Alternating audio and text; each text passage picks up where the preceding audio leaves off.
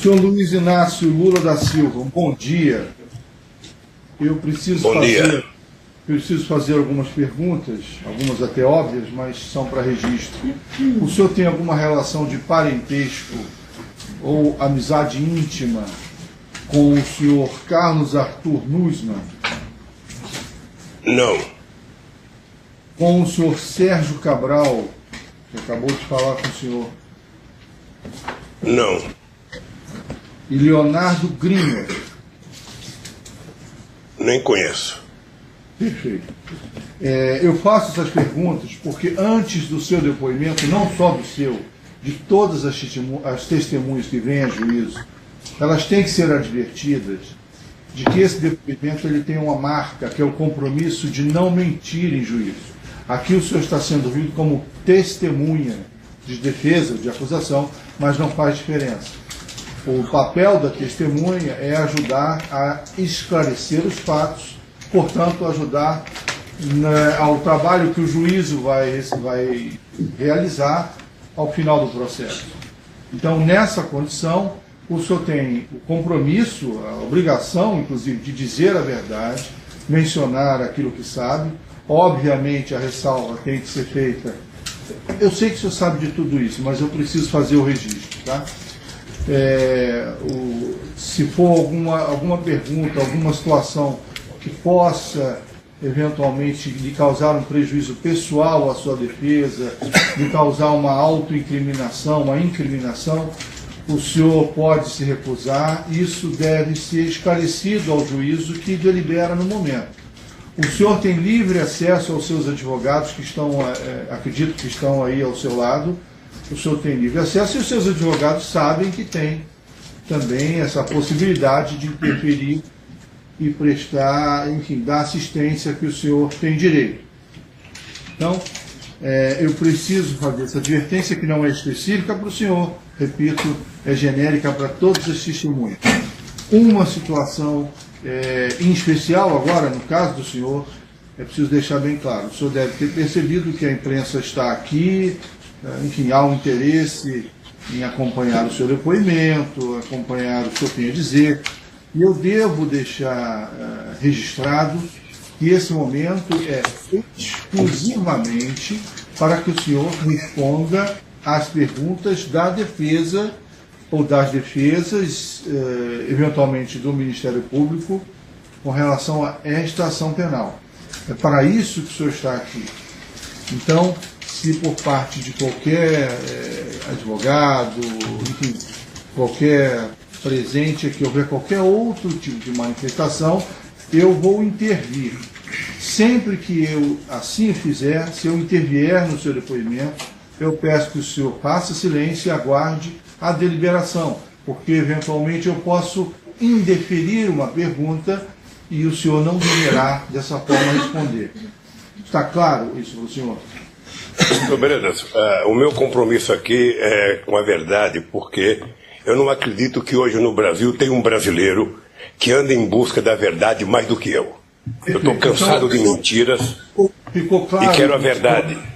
Ficou claro para o senhor que no papel de testemunha o senhor responde apenas o que é perguntado, no limite do que é perguntado, e se for interrompido por mim, o senhor, por gentileza, silencie e aguarde a orientação. Isso está claro para o senhor?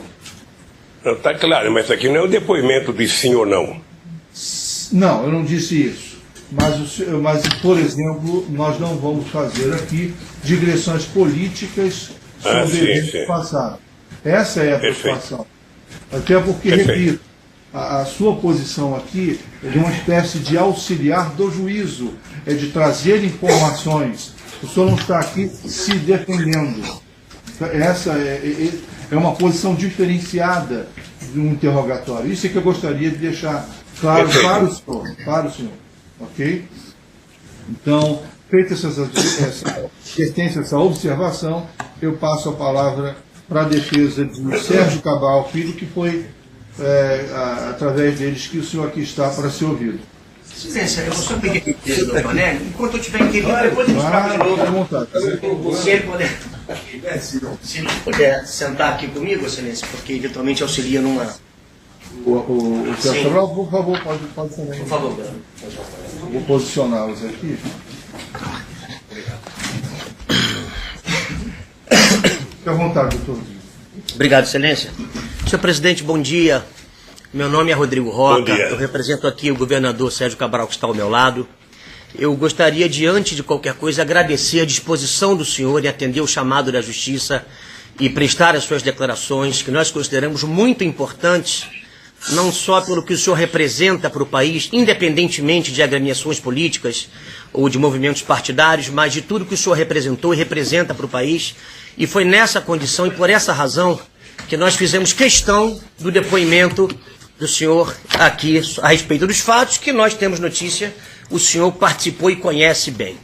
Então eu queria agradecer a disposição. Em seguida, eu gostaria de situar a respeito da acusação, da imputação que está sendo feita, e há um parágrafo da denúncia que me parece bastante esclarecedor sobre isso. Basicamente, senhor presidente, a imputação é de que o Rio de Janeiro, através de seus representantes políticos, empresários, enfim, teria havido um movimento para que a candidatura do Rio de Janeiro a sediar os Jogos Olímpicos em 2016 fosse uma farsa, ou seja, de que estariam todos mancomunados para comprar votos e assim obter a vitória do Rio de Janeiro como sede dos Jogos Olímpicos. Então, há um parágrafo da denúncia, folhas 31 da denúncia, que diz exatamente o seguinte: entre agosto de 2009 e 29 de setembro de 2009, Sérgio Oliveira Cabral Santos Filho, Carlos Nussmann, presidente do Comitê Olímpico Brasileiro COB, e Leonardo Griner, diretor de operações e marketing do COB, em razão do cargo de governador do estado do Rio de Janeiro que o primeiro ocupava e dos cargos que o segundo e o terceiro ocupavam no COB, de modo consciente e voluntário, solicitaram diretamente a Arthur Soares e aceitaram promessa de vantagem devida para outrem, consistente no pagamento de ao menos 2 milhões de dólares americanos para Lamine Diak, por intermédio de seu filho Papa Massata Diak, no intuito de garantir votos para o Rio de Janeiro na eleição da cidade-sede dos Jogos Olímpicos de 2016. Senhor presidente, o senhor conhece o senhor Arthur Soares? Não. Nunca ouviu falar? O senhor não sabe alguma... Nunca ouvi falar. Certo. Nunca ouvi então falar. Vamos voltar um pouco. Eu sei, até como cidadão, eu assisti, quando o senhor, em agosto de 2007, promoveu os Jogos Olímpicos e Paralímpicos, e parece que foi a primeira vez em que isso aconteceu no país, a união desses dois eventos, e do envolvimento do senhor, dos Jogos Pan-Americanos, em agosto de 2007, eu vi o envolvimento intenso do senhor nesse movimento. Eu lembro, como cidadão, que o senhor visitou a Vila do Pan e chegou aí à abertura dos Jogos Pan-Americanos. O senhor tem algo a nos informar sobre isso? O senhor se recorda desse momento? Recordo que participei dos Jogos Pan-Americanos, recordo que fui na abertura dos Jogos Paralímpicos, recordo até que marquei um pênalti, um gol de pênalti, um goleiro, Sérgio Cabral, lá no Maracanã, quando fomos começar as obras de recuperação do Maracanã. E o evento foi um evento possivelmente o mais importante Jogos Pan-Americanos já realizado no continente latino-americano. Reconhecido por todo mundo e que desmascarou aqueles que diziam que o Brasil tinha muita violência e que o Brasil não tinha condições de fazer um jogo dessa magnitude. E os Jogos, obviamente, foi a porta de entrada para que o Brasil ficasse fácil para conquistar os Jogos Olímpicos. Então foi exatamente essa notícia que eu tive, que foi a partir do sucesso desses eventos que o governo federal se aliou ao governo estadual e municipal para lançar a candidatura do Rio de Janeiro com relação à sede dos Jogos Olímpicos de 2016. Foi verdade isso? Foi a partir desse momento? Pergunta, doutor. Foi a partir do êxito desses eventos. Veja, A partir desse momento, eu acho que o Brasil ganhou respeitabilidade ao nível internacional em se tratando de país capaz de realizar um evento internacional e país capaz de dar segurança aos atletas profissionais e à imprensa que fossem participar do evento. Em junho de 2008, o Rio passou a segunda fase da candidatura junto com Chicago, Madrid e Tóquio.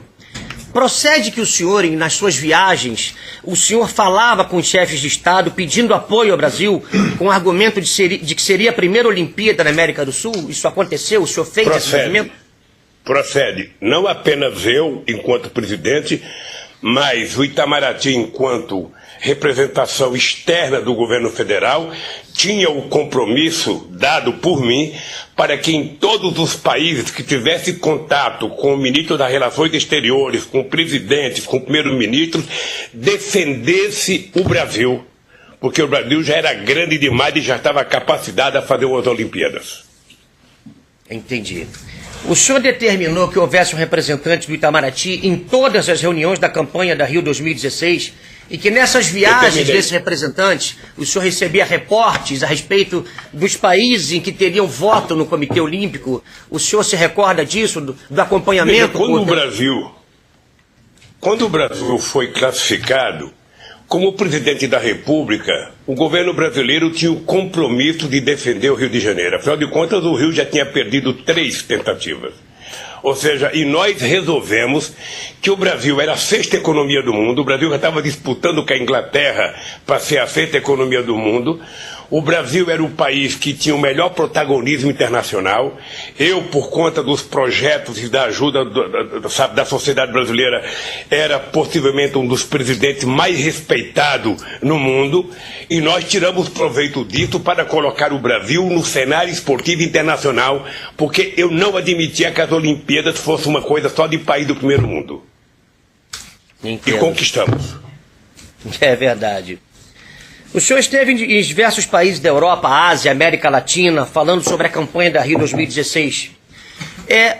No caso presente, senhor presidente, o Ministério Público Federal está, de alguma forma, estigmatizando os países africanos com relação aos votos que eles teriam e que teria sido cabalado o voto de alguns países, de alguns membros de países africanos. O senhor tem notícia disso? Ouviu falar sobre alguma coisa sobre isso? O que o senhor tem a dizer a esse respeito? Não tenho notícia disso, mas é importante ressalvar, até para orientar o próprio Ministério Público, que quando nós fomos disputar as Olimpíadas, nós tínhamos consciência de algumas coisas. Primeiro, nós tínhamos possibilidade de quebrar a hegemonia do primeiro mundo, porque nós tínhamos uma relação extraordinária com a África. É importante lembrar que em 500 anos de história do Brasil, eu fui o presidente que mais visitei a África, que mais abri embaixada na África. É importante lembrar que eu fui o presidente que mais visitei a América do Sul, mais que uma vez, que visitei o Caribe. E é importante lembrar a boa relação que a gente tinha com o primeiro mundo. Olha, isso me dava quase que a certeza que a gente poderia ganhar o direito de ir para a final, por causa da África, por causa da América Latina e por causa dos contenciosos existentes entre os países europeus. A França, que não gostava da Espanha, que não gostava da Itália, que não gostava da Inglaterra, nós precisaríamos tirar proveito disso. E, graças a Deus, nós tiramos proveito disso numa conversa com a União Africana. É importante lembrar que não foi só Olimpíadas. Por conta dessa relação de amizade, nós elegemos o diretor-geral da FAO e nós elegemos o diretor-geral da Organização Mundial do Comércio. Coisa que é uma briga mundial e que o Brasil conseguiu. Entendo. Eu tenho notícia aqui, presidente, de uma, vamos dizer assim, uma verdadeira maratona da qual o senhor teria participado em 2008, quando o senhor, me corrija por favor se houver algum engano na informação, recém-chegado do exterior, aceitou ir com o governador aqui presente à abertura dos Jogos de Pequim, porque o seu George Bush estaria lá fazendo campanha para Chicago, o seu Zapatero para Madrid, enfim. E que em Pequim os senhores teriam se reunido com os membros do COI, na quinta-feira visitaram a Vila Olímpica de Pequim e à noite fizeram um jantar na Embaixada Brasileira com diversos membros do COI. O governador diz ainda que na sexta-feira o chefe de Estado chinês abriu a agenda para receber o senhor, o próprio governador, o senhor Nussmann, o ministro Orlando Silva, para ouvi-los sobre a campanha, em verdadeiro espírito de maratona, por isso eu tirei essa expressão, na sexta-feira à noite, após a abertura dos Jogos, os senhores teriam voltado ao Brasil, sendo que tudo isso se passou em 2008, quando em verdade a decisão só seria tomada em 2009. Isso aconteceu? Foi exatamente assim? Aconteceu. Eu fui na China porque na China estaria praticamente todas as pessoas envolvidas nas decisões das Olimpíadas, desde chefe de estados a presidente de entidades olímpicas de cada país, e porque estaria lá o presidente Bush para defender os Estados Unidos. Eu não ia dar essa colher de chá para ele. Eu não tenho complexo de vira-lata e eu não acho que a gente perde porque o americano está lá. Eu fui lá para disputar e fui lá para mostrar que o Brasil tinha mais cacife do que eles para poder representar os Jogos Olímpicos. E foi muito extraordinário o tratamento que os chineses deram a nós. Eu sou muito grato ao presidente Hu Jintao, sabe, que assumiu o compromisso de que o Brasil tinha o direito de fazer as Olimpíadas, e eu tinha certeza que a gente ganharia o voto dos chineses. Então foi um tratamento excepcional que os chineses nos deram, e eu votei para o Brasil com a esperança de que os chineses não só votariam no Brasil, como ajudaria outros países em que ele tivesse influência a votar no Brasil. O senhor se recorda de o Japão não ter sequer enviado o primeiro-ministro ou representante da família imperial? Porque naquele momento passava por uma grave crise. O senhor se recorda desse episódio? Na China? Sim. Não, em Copenhague. Não lembro. Quando já estava em Copenhague. Se eles chegaram a mandar... Não. Veja, eu não lembro. O que eu lembro é que eu fui para um jantar com a rainha da Dinamarca, em que estava presente a Michelle Obama, porque o Obama chegou no dia, mas ela chegou uma semana antes. E como ela era mais simpática do que ele, eu resolvi ir também para poder mostrar minha simpatia e ganhar o voto. Então eu almocei com a rainha da Dinamarca, com um japonês que estava lá, que eu acho que era o primeiro-ministro, um representante do primeiro-ministro, com o ministro José Zapatero da Espanha e com a Michelle Bachelet. A Michelle Obama. Michelle Obama. E a Oprah. A senhora Oprah estava lá? Oprah Winfrey? O senhor se recorda disso? A Oprah Winfrey. Não se recorda? Não lembro. Artista americana. Apresentadora americana famosa. Não lembro. Eu quando é mulher assim, eu não olho. Eu só olhava para os homens porque eu queria ganhar voto. Mas eu sei que estava lá, Estados Unidos, Espanha e Japão no jantar com a rainha da Dinamarca. Certo. Perfeito. Já em Copenhague, presidente, o governador diz que além de todas essas outras viagens, o senhor estavam também o rei Juan Carlos e o primeiro-ministro Zapatero, diz que o senhor, o governador, e mais o senhor Eduardo Paes, o senhor Nussmann, o ministro Orlando Silva e o senhor João Avelange chegaram 48 horas antes para receber os membros do COI, para continuar essa campanha. O senhor se recorda disso? Em outubro de 2009, o senhor se recorda desse momento? Eu lembro que nós chegamos antes porque havia informação que o Zapatero já estava lá defendendo Madrid, havia informação de que a Michelle Obama já estava lá, sabe, derramando simpatia por tudo quanto é Copenhague da vida. E eu falei, não, vou ter que chegar lá porque nós precisamos conversar, tem que mostrar simpatia brasileira. Eu cheguei 2 dias antes e na véspera da decisão nós tivemos uma reunião com vários delegados, inclusive tem uma história com o italiano que é fantástica, porque eu convidei o cara para conversar, a Itália tinha 5 delegados, eu tinha conversado com o presidente Berlusconi e ele tinha dito que era possível que a Itália voltasse no Brasil. E eu convidei o delegado para ir lá, o chefe da delegação. Ele chegou lá, nem perguntou o que eu queria, começou a falar mal do Brasil.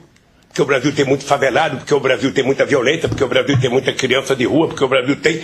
Depois de meia hora que ele falou, deu um murro na mesa e falei, escuta aqui, ó, deixa eu falar uma coisa para o senhor.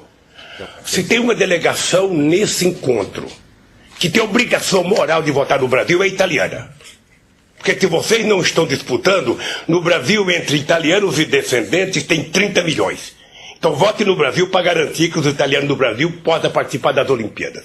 Bem, não sei se ele votou. O dado concreto é que quando terminou a votação, que anunciou que era o Brasil. Ele foi o primeiro a correr para me abraçar. Eu não perguntei se votou, não, mas foi um fato inusitado. E eu tinha, você sabe que eu tinha convicção que o Brasil ia ganhar as Olimpíadas por conta, sabe, que o Brasil é um país que não tem contencioso. As pessoas precisam saber, se o Brasil tiver dirigente com grandeza política, o Brasil não tem contencioso no mundo. E por isso o Brasil tem chance de conquistar coisas que outros países não têm. É só o Brasil não se apequenar. E nós fomos grandes e ganhamos. Ganhamos mesmo, senhor presidente. Presidente Obama, em que momento ele apareceu? O Obama apareceu, mas em um minuto que ele apareceu, ele ficou mais tempo na televisão do que eu fiquei 2 dias lá, porra.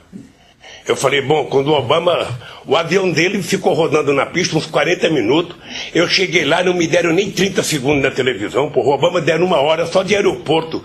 E quando o Obama chegou, ele foi falar, fez um discurso bem fraquinho, ou seja, um discurso, sabe, que não empolgou ninguém. E eu vou dizer uma coisa, doutor, a apresentação do Brasil foi simplesmente maravilhosa. Hoje é fácil falar mal. É importante que as pessoas peguem as imagens da divulgação do dia que o Brasil conquistou, para ver quantos milhões de brasileiros choraram de emoção, porque o Brasil tinha conquistado pela primeira vez a realização das Olimpíadas, que até então, fora o México, só tinha sido feito em países ricos. E Jogos Olímpicos não é para país rico. É para atletas profissionais, é para o povo. Eu sonho que um dia vai ser feito na África, uma Olimpíada. Então foi muito excepcional e eu sinceramente acho que foi um momento muito. Eu vou lhe contar uma coisa, doutor. Eu era casado com a Marisa há mais de 35 anos. Eu nunca tinha visto a minha mulher chorar. E no dia que foi anunciado o Brasil, a minha mulher chorou. Eu liguei para ela, ela estava chorando no telefone porque foi uma comoção, até mostrada pela Globo. A Globo poderia fazer, hoje já que eu estou prestando depoimento aqui, mostrar o que foi a conquista do Brasil nas Olimpíadas. Presidente, o senhor se preparava para esses encontros de campanha? O senhor fazia algum tipo de treinamento? Havia alguma conversa antes, preparatória para esses encontros, não? Não, eu tinha um ensaio. O Itamaraty tinha um assessor de imprensa, sabe? Eu fiz muitas entrevistas a nível internacional. Eu acho que eu fui o cidadão que mais falou de esporte durante esse período. Eu dei entrevista em vários países. Entrevistas sobre as Olimpíadas, sobre o Brasil, sobre a grandeza do Brasil, para desmontar a canalice que os adversários faziam com o Brasil. Que o Brasil tinha muita violência, tinha muito assassinato, tinha muita criança de rua, tinha muito favelado, tinha muita fome, ou seja, tem tudo isso. Mas tem o direito de fazer as Olimpíadas. Então, eu obviamente que me preparava. Sabe? Eu lembro que uma vez, que o Tony Blair esteve no Brasil, Gordon Brown, e tinha a crise estourada, a crise de 2007 e 2008, e eu falei para o Tony Blair, eu quero que você diga ao teu povo na Europa que essa crise econômica não é por conta, não é uma crise de negro, de índio, de favelado, de criança abandonada. Essa é uma crise feita, sabe, por gente loira de olhos azuis. Tá? É uma crise feita pelos ricos, não é pelos pobres. Aí eu lembro que quando eu fui em vários países, as pessoas falavam, o senhor não gosta de olhos verdes, não gosta de olhos azuis, não gosta de olhos... Eu falei, não gosto. O que eu não quero é que culpa os negros no meu país. Senhor Luiz Inácio, por gentileza, o advogado precisa seguir com as perguntas. Porque, excelência, eu entendo, porque é inseparável da narrativa do fato. Essas considerações são importantes, assim como aconteceu. Eu entendo, mas é só... estou deixando fluir. Entendo. Eu agradeço por isso. Mas é preciso Obrigado, focar no... Vamos focar sim. Presidente, é verdade que o senhor ficou no quarto de hotel acompanhado do senhor Eduardo Paes, acompanhado, enfim, de outras pessoas, recebendo durante o dia inteiro membros do COI a respeito da campanha, falando com as pessoas, estava com o governador também, o senhor se recorda disso? Não era quarto de hotel, se alugou uma sala no hotel em que eu recebia delegações na véspera do encontro. Aliás, eu estava num quarto de hotel que quando eu tomava banho a água saía para fora. eu ia pro ralo. Eu passava o tempo com o pé puxando a água para poder evitar que invadisse o quarto do hotel. Mas, de qualquer forma, foi numa sala alugada, sabe, em que eu recebi vários delegados. Estava presente o governador Sérgio Cabral, estava presente o prefeito Eduardo Paes, estava presente o Nuno, estava presente mais um monte de assessor deles e meu, e estava presente, às vezes, o Celso Amorim, às vezes alguém do Itamaraty, a imprensa. E todas as cidades tinham também direito a esse espaço para receber? Era com todos? Não? Veja, eu fiz menos reuniões com delegados. Delegado mesmo eu fiz em Copenhague. Eu fazia reunião com o chefe de Estado, com todos que eu conversei.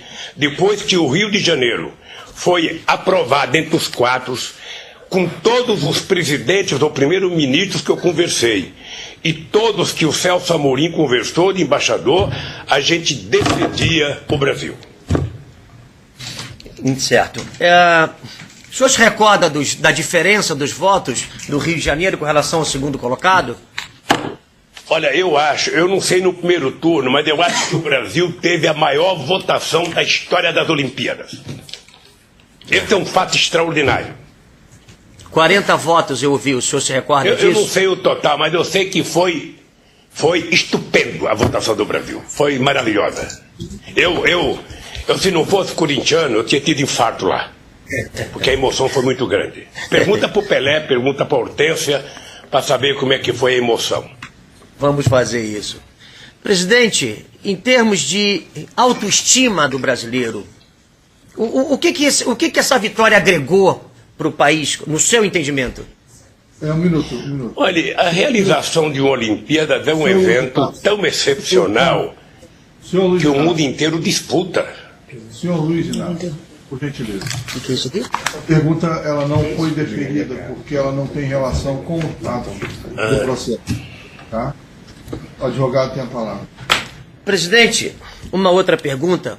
O senhor se recorda de, enquanto todos aguardavam o anúncio do resultado a respeito, enfim, da candidatura das cidades, o senhor se recorda de o governador ter tido um pico de pressão e ter precisado ser atendido pelo médico particular do senhor? O senhor se recorda desse momento? Nós estávamos no hotel e estava já começando o processo de votar quem era que ia para a final, né? Quem era que ia ganhar. E eu notei que tinha muita gente lá no saguão do hotel, era um hotel pequeno, e eu notei que o governador ia explodir. E eu então pedi para o médico da presidência da República dar uma olhada nele, porque ele poderia morrer antes de ver o Rio de Janeiro conquistar. Ele foi lá, o médico fez um check-up nele, daqueles, sabe, rapidinho, e não sei se deu remédio para ele, mas ele ficou mais tranquilo, porque a cara dele era de quem ia explodir. Era muita emoção, eu posso garantir, doutor Roca, que era muita emoção, era muita inquietação, porque era um momento único para o meu país. Foi até hoje. Presidente, para terminar, o senhor disse, já respondeu, eu gostaria só que ficasse muito claro. O senhor ouviu falar a respeito de alguma negociata, transação ilícita envolvendo quaisquer dos membros do COI na candidatura do Rio 2016? Depois, o senhor ouviu falar sobre isso? Nunca, em nenhum momento, eu inclusive criei um decreto em 2009, tanto para a Copa do Mundo de 2014 como para as Olimpíadas, um decreto de transparência, dando à Controladoria Geral da República a fiscalização de transparência de todos os atos em relação às Olimpíadas. Eu só lamento que venha uma denúncia de corrupção, de compra de delegado, 8 anos depois. Eu, sinceramente, não sei quem é que fez a denúncia, não quero saber, não conheço. Como nós estamos vivendo num momento de denuncismo, em que muita gente... Obrigado, senhor Luiz Inácio, um minuto. Presidente, nós também lamentamos, eu queria agradecer em meu nome, em nome do governador, mais uma vez, a disposição do senhor de participar desse ato. Muito obrigado. Okay. Obrigado, doutor. As demais defesas, posso iniciar pela de Carlos Gutmann, se quer perguntar...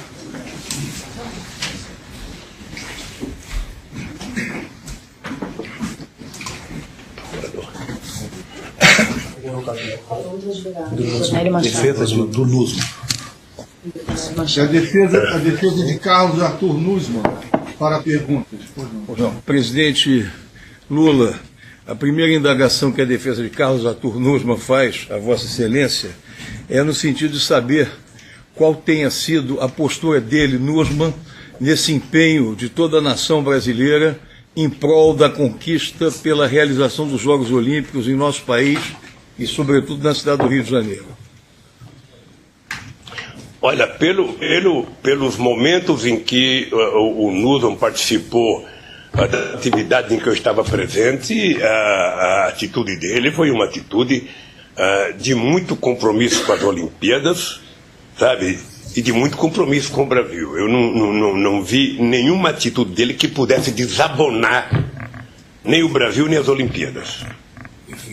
O senhor, nos vários contatos havidos em que reuniões se efetivaram com a presença do senhor Nussmann, eventualmente do atleta Pelé, mais ainda de personalidades da administração pública, além da federal, Vossa Excelência, o governador Cabral, o prefeito Eduardo Paes, representantes do Itamaraty. Essas reuniões eram reuniões com uma postura absolutamente séria, destinada meramente à luta, que era uma luta difícil, praticamente inglória, se não exitosa, para que a América do Sul e o Brasil pudessem, no Rio de Janeiro, realizar as Olimpíadas. Usa-se muito a expressão republicana. Eu vou me socorrer dela para indagar se este empenho todo pode ser etiquetado, considerado como eminentemente republicano por parte de todos os nominados, mas especialmente no que concerne ao senhor Carlos Arthur Nussmann. Olha, todos eles que eu participei, muito republicano, muita gente muito aberto. Muita transparência naquilo que eu participei. Perfeito. Com relação ao lado de todo esse engajamento, o lado do ideal, o lado da emoção, poder-se-ia dizer que o senhor Nussmann seria um personagem voltado a um sonho permanente na sua existência, pela sua convivência, de efetivamente viabilizar que o Brasil fizesse, evidente que com o empenho de Vossa Excelência e das demais autoridades do setor público, empresários, integrantes do comitê de organização, qual a sua visão como presidente do país e depois, não mais como presidente, mas já como cidadão, esse empenho foi coroado a partir de uma postura que, no que concerne ao seu conhecimento, o senhor não divisou nenhum desvio de comportamento por parte de Nussmann, a indagação específica em relação a ele. Não divisei nenhum. Perfeito. O senhor já conhecia Nussmann antes desse episódio? A conhecia porque eu fui o presidente que mais prestigiei o esporte olímpico e o paraolímpico nesse país. É importante lembrar que foi no meu governo que nós criamos, inclusive, bolsas para ajudar esportistas pobres que não tinham condições e que não tinham patrocínio. Porque patrocínio no Brasil é só quando a pessoa fica famosa. Quando a pessoa é pobre, ninguém dá nem um tostão. E nós criamos bolsa por instituições públicas para financiar esses atletas. E toda vez que o Brasil ia disputar alguma coisa no exterior, ou vôlei, ou basquete, ou Olimpíada, o Brasil ia no Palácio do Planalto e era categórico o Nussmann fazer discurso dizendo que o presidente Lula é o presidente que mais investiu no esporte brasileiro. Então eu nunca vi nada que o desabonasse. Foi um comportamento republicano e muito aberto e muito transparente, sempre com muita gente. Perfeito. O senhor pôde perceber, por exemplo, que ele transitando o mundo afora, em múltiplas viagens internacionais, evidentemente que não todas com a presença de Vossa Excelência, mas naquelas em que houve uma coparticipação, se ele desfrutava de uma respeitabilidade considerável no meio olímpico, no meio dos integrantes do COI, ou mesmo de países estrangeiros que tinham a função de votar para a deliberação quanto à realização das Olimpíadas no nosso país.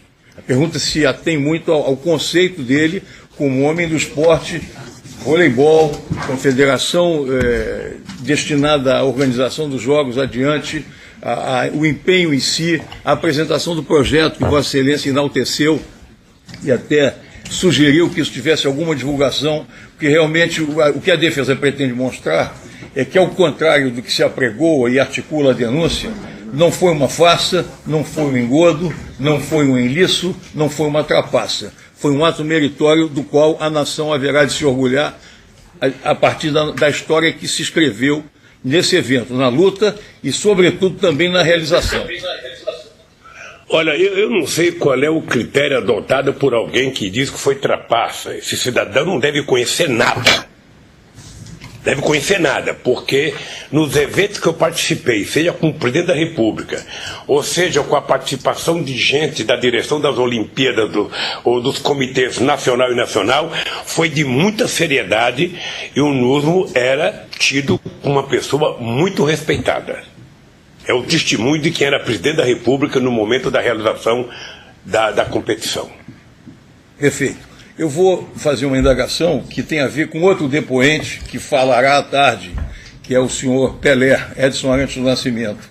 A minha indagação é se foi também objeto de sua observação o empenho pessoal de Pelé e se alguma vez, nesses múltiplos acontecimentos, se houve uma presença do Pelé com o presidente da República, Lula, nos contatos com dirigentes ou chefes de Estado, enfim, o que se pode lembrar de relevante no que concerne a essa postura, não só do Pelé, eu estou usando o Pelé como figura exponencial, mas Vossa Excelência há pouco falou em Hortência, e eventualmente outras figuras marcantes na história do desporto brasileiro.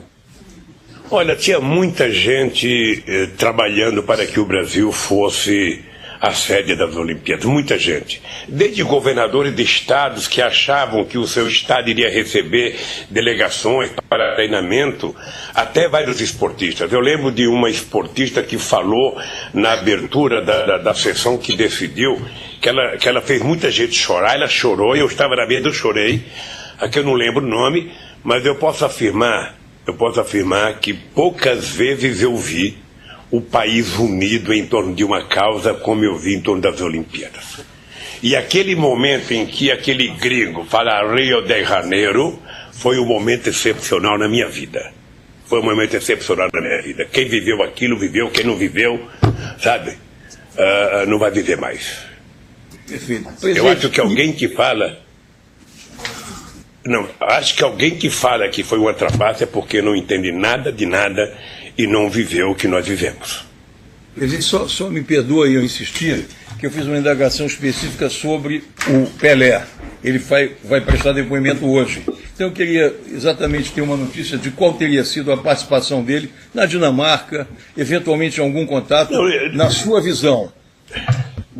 Olha, veja, a participação do Pelé no evento, mesmo, eu não sei quais das reuniões que ele participou, né? Porque ele não estava na minha delegação, ele estava na delegação, sabe, das Olimpíadas. O dado concreto é que só a presença do Pelé, mesmo sem falar nada, sabe, com uma gravata igual essa que eu estou, que essa gravata é das Olimpíadas, eu carrego ela até ela começar a ficar desmontando aqui, só o fato do Pelé estar lá já foi uma coisa excepcional. A figura dele, sabe, por si só, já mostra a seriedade com que se deu as Olimpíadas. Perfeito. Presidente, eu não tenho mais nenhuma indagação, agradeço o depoimento, indago do meu colega se deseja acrescentar uma ligeira indagação. Senhor presidente, apenas para complementar ainda pela defesa do senhor Carlos Arthur Nussmann, a indagação que se faz é a seguinte: seria possível realizar um evento dessa grandiosidade em nosso país, no Brasil, sem o engajamento ativo do presidente da República, do governo federal, em parceria com o governo estadual, com o município? Seria viável realizar esse evento sem essa sinergia? Como foi essa união entre os governos federal, estadual e o município na realização dessa candidatura? Olha, primeiro, sem o envolvimento do Brasil como um todo, o Rio de Janeiro não ganharia. Já tinha perdido várias. Ou seja, o Brasil vivia um momento excepcional, o Brasil tinha virado protagonista internacional. O Celso Amorim, eu considero ele, que na época era o ministro de Relações Exteriores mais importante do mundo, era a figura mais respeitada. Então nós jogamos o peso político do Brasil para que Rio de Janeiro e o Brasil fossem sede das Olimpíadas.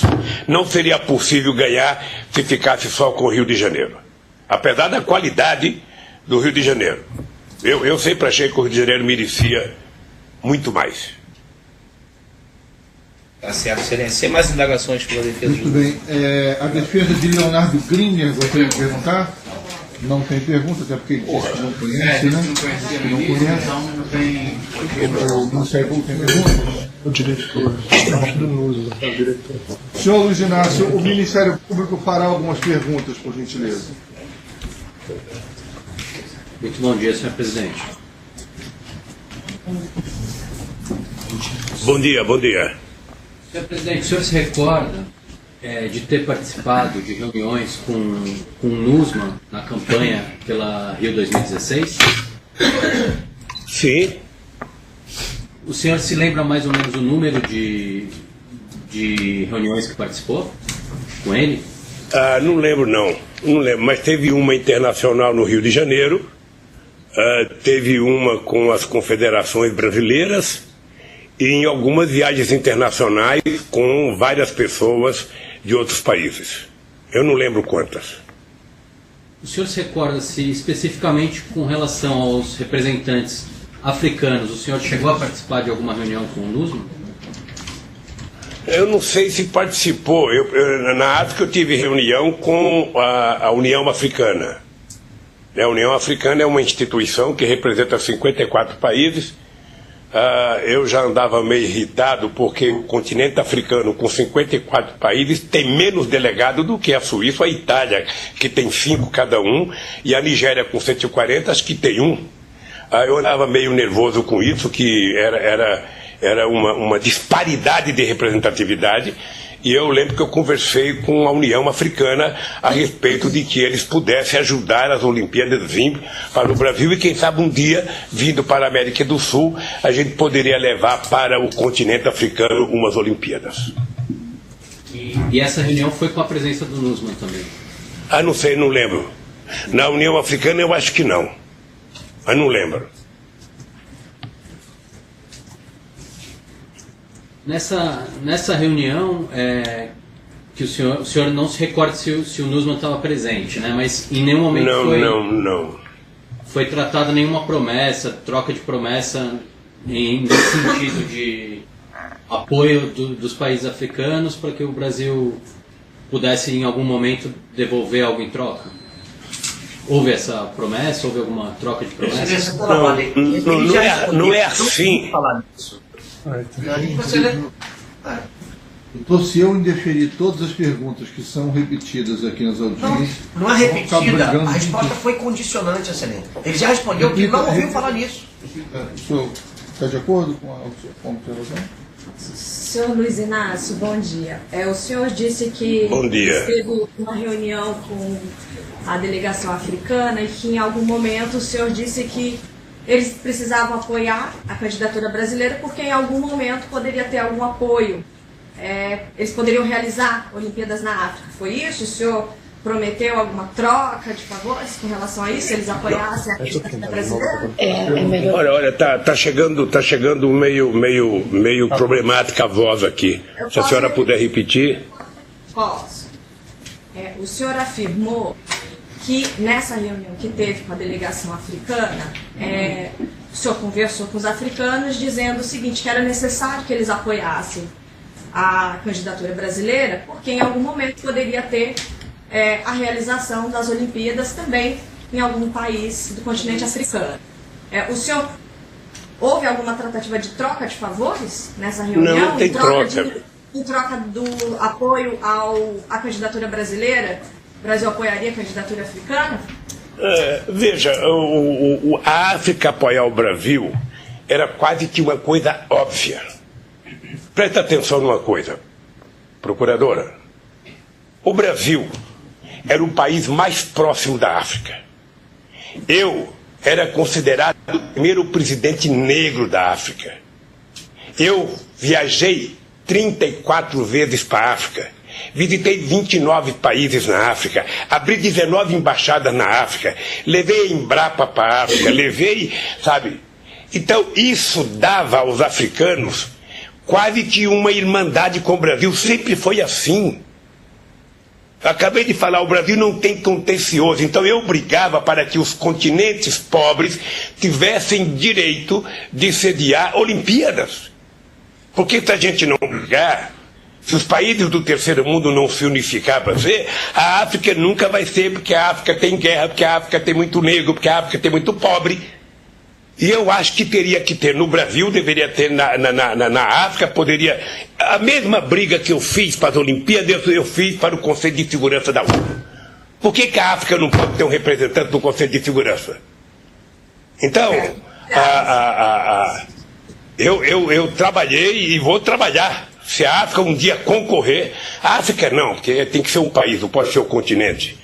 Pode ficar certo, se eu tiver veinho de Bengala, eu vou... Aonde eu estiver em frente, eu vou pedir um votozinho para a África, ser sede das Olimpíadas. Senhor Luiz Inácio, o Ministério Público já encerrou com as perguntas. Eu quero fazer uma pergunta para o senhor. Uma testemunha, em algum momento nesse processo, fez referência a que a campanha Rio 2016 serviria para o senhor Sérgio Cabral como um trampolim, como um estímulo à sua campanha à presidência da República.